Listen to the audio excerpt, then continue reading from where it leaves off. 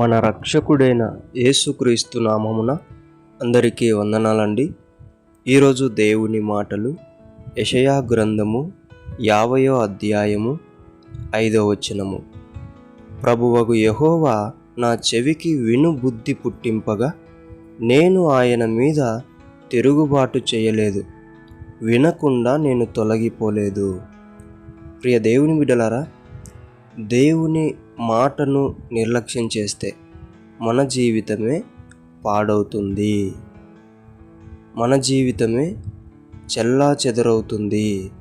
ప్రియ దేవుని బిడ్డలారా, ఎప్పుడైతే దేవుని మాటగా మనం స్వీకరిస్తే గనక అదే మనకు ఒక గొప్ప జీవితం ఇస్తుంది.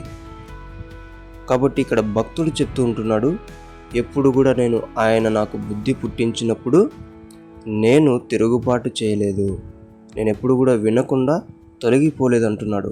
ఈరోజు మనము ఎన్నోసార్లు ఆయన మాట వినకుండా తొలగిపోయినాం, ఎన్నోసార్లు ఆయన బుద్ధి పుట్టించినప్పుడు తిరుగుబాటు చేసి ఉంటున్నాం. అనేకులంగా తిరుగుబాటు చేస్తూ ఆయన మాట వినకుండా తిరుగుతూ ఉంటాం. అయితే దేవుని బిడ్డలారా, మనం అలా ఉండకూడదు. ఆయన మాట వినేవారిలాగా, ఆయన బుద్ధి పుట్టించినప్పుడు మౌనముగా అంగీకరించే వారిలాగా ఉంటే మన జీవితము అందంగా దేవుడే తీర్చిదిద్దుతాడు. ఆమెన్. దేవుడి మాటను దీవించునుగాక. ప్రార్థించుకుందాం. యేసయ్యా, మీకు వందనాలు, స్తోత్రాలయ్యా. ఇన్ని రోజులు నువ్వు బుద్ధి పుట్టిస్తూ ఉంటున్నప్పుడు నేను నీ మీద తిరుగుబాటు చేశానేమో తండ్రి. నీవు మాట ఇస్తూ ఉంటున్నప్పుడు, మాట మాట్లాడుతూ ఉంటున్నప్పుడు నేను తొలగిపోయానేమో.